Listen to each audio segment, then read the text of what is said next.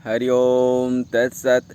कर्म प्रधान विश्व करि राखा, जो जस करई तस फल चाखा। कर्म की सिद्धांत अटल है। गोस्वामी तुलसीदास जी कहते हैं कि कर्म ही विश्व में प्रधान है। इसीलिए तो कृष्ण भगवान गीता में भी कहते हैं कर्मण्येवाधिकारस्तु मा फलेषु कदाचन। तुम्हें कर्म करने में ही अधिकार है।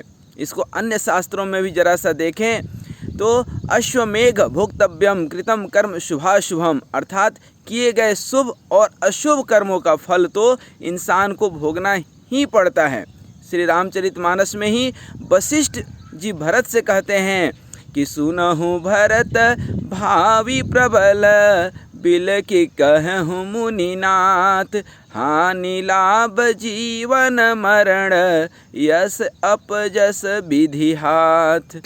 नारद जी हिमाचल से पार्वती जी के भविष्य को देखते हुए कहते हैं, कह मुनिस हिमवंत सुनु, जो विधि लिखा लीलार, देव दनुज नर नाग मुनि को न मेट निहार। लक्ष्मण जी भी निषाद से कहते हैं, को नहीं सुख दुख कर दाता, नित्य कृत कर्म भोग सब भ्राता।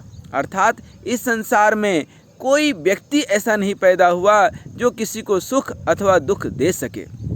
सभी अपने स्वयं के कर्मों का ही फल भोग रहे हैं, या कहें तो प्रारब्ध भी वही कर्म फल से पैदा होता है। कर्म फल भी 3 प्रकार के होते हैं, संचित, प्रारब्ध और क्रियामाण।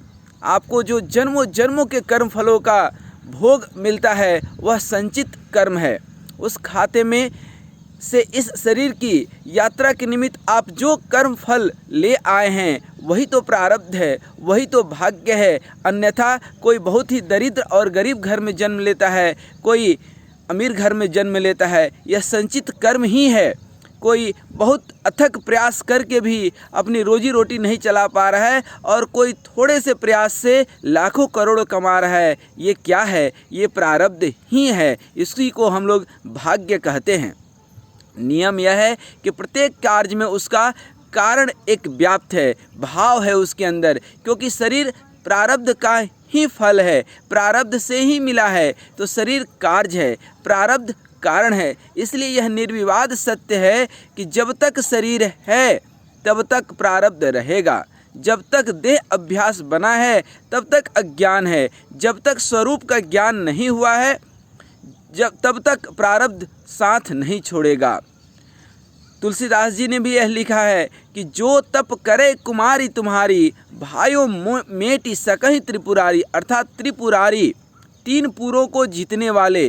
3 पुर क्या हैं? काम, क्रोध और लोभ। यही तो नरक के द्वार हैं। कहा गया है काम क्रोध मद लोभ नाथ नरक के द्वार। अर्थात स्थूल सूक्ष्म कारण शरीर को जिन्होंने जीत लिया है, अर्थात वही शंकर जी हैं, वही देवों के देव भगवान हैं। भगवान शंकर कौन हैं? वंदे बोधमयम नित्यम गुरुम शंकर रूपिणम। शिव तत्व निष्ठ आत्मज्ञानी महापुरुष, शिव पद पर आसीन अपने गुरुदेव भगवान ही शंकर हैं।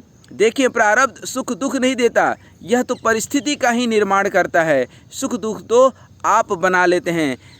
जिसका मन पे काबू वो सबका बापू। यह मानसिक स्थिति आपकी कैसी है? बारिश होता है, एक किसी के लिए परेशानी दे जाता है और उसी बारिश में छोटे बच्चे खिलखिला करके हंसते हैं, खेलते हैं। बारिश वही है, लेकिन सोच, भाव और परिस्थिति को टैकल करने का तरीका दोनों का अलग अलग है।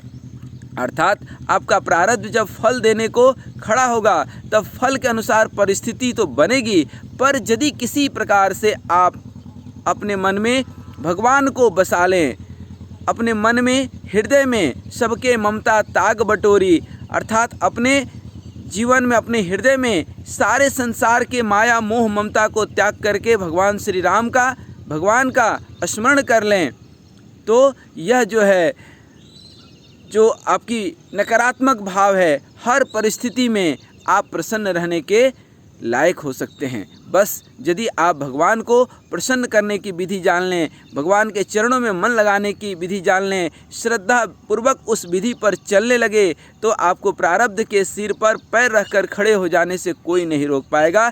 क्योंकि प्रारब्ध में यदि गरीबी है या पूर्व जन्म में या इस जन्म में भी पहले कोई गलत कार्य कर चुके हैं, तो उसको मिटाने का सिर्फ और सिर्फ एक ही तरीका है, और वह तरीका है भगवान के नाम का सुमिरन करना।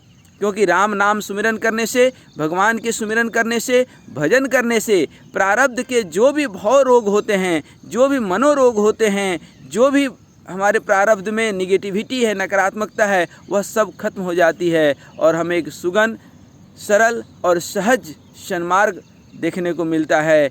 परमपिता परमात्मा की कृपा हो जाती है और जीवन चकाचक हो जाता है। हरि ओम तत्सत।